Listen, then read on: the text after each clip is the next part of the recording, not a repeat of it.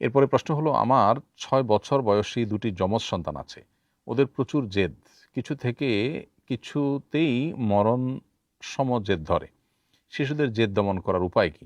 শিশুদের খাদ্যাভ্যাস পাল্টানো দরকার, রাতে তাড়াতাড়ি ঘুম পাড়ানো দরকার, সুন্নাহ লাইফস্টাইলে তাদেরকে আনা দরকার এবং আ শয়তান যেন তাদের উপরে ভর না করতে পারে। মিউজিকের আওয়াজ যেন তাদের কানে না আসে।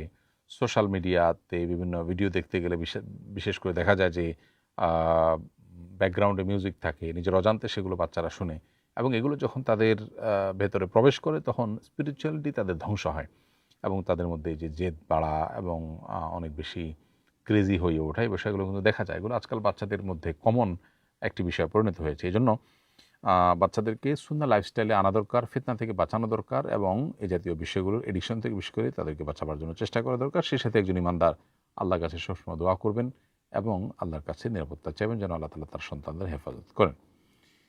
এরপরে